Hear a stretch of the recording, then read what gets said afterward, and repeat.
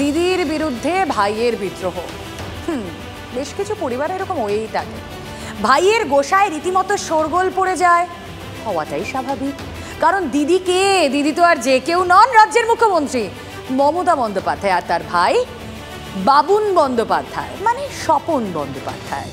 যেই ভাই লোকসভা ভোটের টিকিট নিয়ে TV9 বাংলার সামনেই তার ক্ষোভ উগরে দেন। তা মুখ্যমন্ত্রীর ভাই স্বপন ওরফে বাবুনের অভিমানটা ঠিক কোথায়? তার বক্তব্যের নির্যাস কি আসুন আপনাদেরকে গ্রাফিক্যালি একটু দেখায়। আগেও ভোটে লড়ার আশ্বাস পেয়েছিলেন স্বপন। তিনি বলেছেন, যারা ক্ষতি করছেন দিদির উচিত তাদের দেখা সব দলে কেউ না কেউ ক্ষতি করার চেষ্টা করেন। যারা দিদির কান ভাঙান তারা দিদির হয়ে প্রচারও করেন না। হাওড়া থেকে প্রসূন বন্দ্যোপাধ্যায়কে প্রার্থী করা নিয়েই ক্ষোভ উগরে দেন তিনি। স্বপনের অভিযোগ, মমতা বন্দ্যোপাধ্যায় তালিকা পাঠালেও কয়েকজন তা মান্যতা দেননি। তৃণমূলের প্রার্থী তালিকা প্রকাশ হয়েছে রবিবার, আপনারা জানেন, জনগর্জনের সভা থেকে। আর তারপর থেকে ইতি উতি ক্ষোভ মাথাচাড়া দিচ্ছে। সবচেয়ে বড় বিস্ফোরণটা কে ঘটালেন? স্বয়ং দিদির ভাই। পরিবারের মধ্যেই অস্বস্তি। হাওড়ার প্রার্থীকে নিয়ে ক্ষোভ উগরে দিয়েছেন বাবুন। এবার সকালে তিনি ঠিক কি বলেছিলেন শুনুন একবার।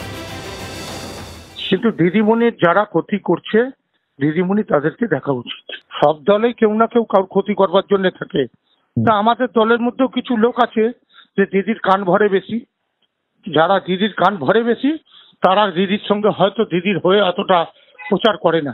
মমতা ব্যানার্জির কথায় লিড গেছে, কিন্তু কিছু কিছু লোক যারা মমতা ব্যানার্জির কথায় হয়তো সেটা মান্যতা দিয়েছে কি দেয়নি সেটা বুঝতে পারছি না। আর ভাইয়ের এই কীর্তি দেখে রেগে আগুন দিদি। সাংবাদিক বৈঠকে ভাইয়ের সঙ্গে সম্পর্ক ছিন্ন করলেন মমতা বন্দ্যোপাধ্যায়, ত্যায্য ভাই করে দিলেন। স্পষ্ট জানিয়ে দিলেন বাবুনের সঙ্গে আর তার বা তার পরিবারের কোনো সম্পর্ক নেই। এটাতে সবাই খুব ক্ষুব্ধ এবং আমি সরাসরি বলছি, বড় হলে অনেকের লোভ একটু বেশি বেড়ে যায়। পরিবারটাকে বাদ দিয়ে যে যার খেলা খেলুক। আমার পরিবারের ও কোনো মেম্বার বলে আমি মনে করি না। আজ থেকে সমস্ত সম্পর্ক ওর সাথে থেকে শিবচ্ছেদ হয়ে গেল। আজ থেকে কোনো রিলেশন আমার ভাই হিসেবে কেউ পরিচয় দেবেন না। আমি টোটাল ডিসঅ্যাসোসিয়েট করে দিয়েছি আমাদের ফ্যামিলি বন্ডিং, নো রিলেশন। সুতরাং আমাদের দল যাকে প্রার্থী করেছে তিনি আমাদের প্রার্থী। দিদি স্পষ্ট করে দিলেন, দিদি বকেও দিলেন। আর দিদির বকা খেয়েই ডিগবাজি ভাইয়ের। এই মুহূর্তে তিনি দিল্লিতে।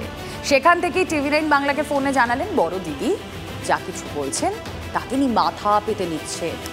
তাই ভুল করলে দিদি তো বকবেনই। সম্পর্ক ছিন্ন করার কথা বলেছেন মুখ্যমন্ত্রী। আর তা নিয়ে বাবুর প্রতিক্রিয়া, ভাই বোনের মধ্যে ঝগড়া হয়। আর এখানেই ওই যে শুরুতে বললাম বাবুনের ইউটার্ন। বড় দিদি যা কিছু বলবে বলতেই পারে ভাইকে, আমার এটা নিয়ে কোনো অভিমান নেই। হয়তো বলেছে, ভুল করলে দিদি বকবে তো, কিন্তু সম্পর্ক ছেদের কথা বলছে। ও তো ছেড়ে দিন না, এসব অনেক কিছু হয়।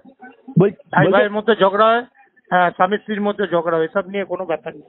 আমি এটা নিয়ে অভিযোগ মনে করি না। এবং এটাও বলছে হাওড়াতে প্রসূন ব্যানার্জি দাঁড়াচ্ছে, এটা নিয়ে দল ঠিক করে। যা কিছু হোক আমি দিদির বাইরে নেই। আসলে ভাই বোনের মধ্যে ঝগড়া হয়, সব পরিবারে হয়, আমার আপনার আমাদের সবার পরিবারে হয়। কিন্তু সেই ঝগড়া যখন বাইরে সাংবাদিকদের সামনে চলে আসে, গোটা জগৎ যখন তা দেখতে পান, তার ইম্প্যাক্ট দেখা যাক, নজর থাক। কিন্তু আমরা ওই বলতেই পারি বাবুন বন্দ্যোপাধ্যায়ের বক্তব্য শুনে সব ভালো যা শেষ ভালো। বকাঝকা খেয়েই আপাতত কোষা চাপা দিয়েছেন ভাই বাবুন বন্দ্যোপাধ্যায়। বাংলায় ভোটের হাওয়া বইতে শুরু করেছে। আর এই ভোটের হাওয়া যখন বয় তখন সেই হাওয়ায় যেন ভেসে আসে একটা শব্দ, কমন শব্দ, দলবদল। যারা করেন তারা হয়ে ওঠেন দল বদল। সদ্য দল বদল করেছেন এমন একজন, তিনি তৃণমূলের টিকিটে প্রার্থীও হয়ে গেছেন। এখন কোথায় কোমর বেঁধে প্রচারের ময়দান কাঁপাবেন তা না, সিএর গুতোয় শ্যামরাখি না কুল, উভয় সংকটে এই মুহূর্তে রানাঘাটের তৃণমূল প্রার্থী মুকুটমণি অধিকারী। বিজেপিতে থাকাকালীন সিএ এর জন্য এতদিন গলা ফাটিয়েছেন মুকুটমণি, কিন্তু এবার তো তার দলই সিএ এর ঘোর বিরোধী। তাহলে মতুয়া পোস্টার বয় এবার কি সিএ নিয়ে বলবেন? আর দল বদলু মুকুটমণিকে নিয়েই বা কি ভাবছেন মতুয়ারা? চলুন যাওয়া যাক মতুয়া করে।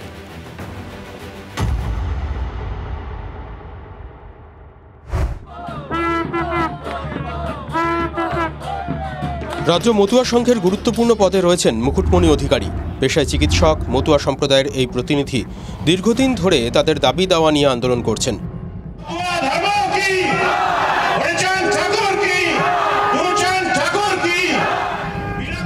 সিএ নিয়েও সরব হন মুকুটমণি। 2019 লোকসভা ভোটে মতুয়াগড়ের সন্তান মুকুটমণি অধিকারীকে প্রার্থী করে বিজেপি। উদ্দেশ্য খুব স্পষ্ট, মতুয়া ভোট ব্যাংক পকেটে পোড়া। তবে সরকারি হাসপাতালে চিকিৎসক হওয়ায় আইনি মারপ্যাঁচে আটকে যায় তার প্রার্থীপদ। তখন আরেক মতুয়া নদিয়ার বিজেপি জেলা সভাপতি জগন্নাথ সরকারকে প্রার্থী করা হয়েছিল।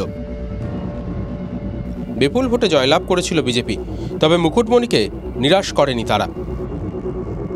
বিধানসভা ভোটে তাকে রানাঘাট দক্ষিণের বিজেপি প্রার্থী করা হয় এবং জিতেও যান মুকুটমণি।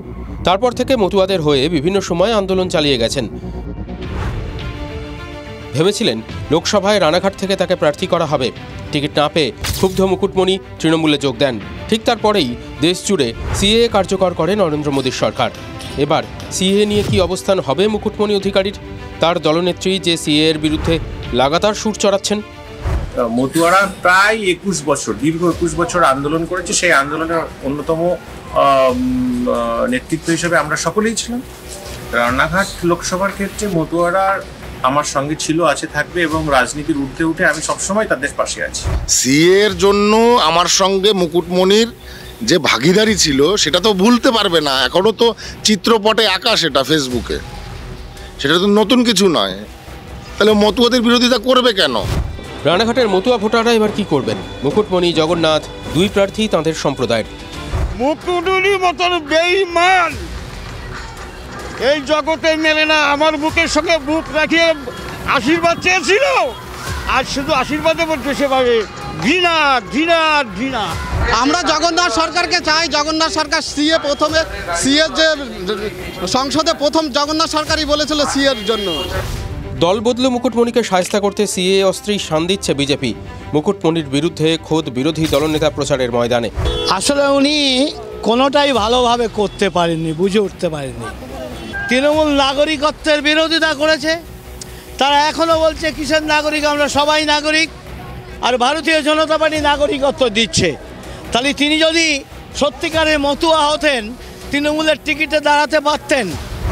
সব পক্ষের বক্তব্যে একটা বিষয় স্পষ্ট, রানাঘাটে ভোটের অন্যতম ইস্যু হয়ে উঠছে সিএএ। এই লোকসভা কেন্দ্রে দুই প্রার্থী রয়েছেন। একদিকে যেমন মুকুটমণি অধিকারী, তিনি বিজেপির বিধায়ক ছিলেন, তিনি মতুয়া ঘরের সন্তান, তেমনই জগন্নাথ সরকার, তিনিও মতুয়া ঘরের সন্তান। অর্থাৎ মতুয়ার যে সকল মানুষ রয়েছেন তারা কিন্তু এই মুহূর্তে দুই ফুলের মাঝে পড়ে সমস্যায় পড়ছেন। নদিয়া থেকে ক্যামেরা তুষার সেতু, মহাদেব কুণ্ডু, TV9 বাংলা। মত বদল করলেন আসানসোলের বিজেপি প্রার্থী ভোজপুরি গায়ক পবন সিং। লোকসভা নির্বাচনে লড়াই করার ইচ্ছা প্রকাশ করেছেন পবন সিং, তবে কোন কেন্দ্র থেকে লড়াই করবেন তা জানাননি পবন। আসানসোল লোকসভা কেন্দ্রে পবন সিং এর নাম ঘোষণা করে বিজেপি। নাম ঘোষণার পর ভোটে লড়াইয়ের আপত্তি জানান পবন। আজ এক্স হ্যান্ডেলে লোকসভা নির্বাচনে লড়াই করার ইচ্ছা প্রকাশ করেন পবন নিজেই।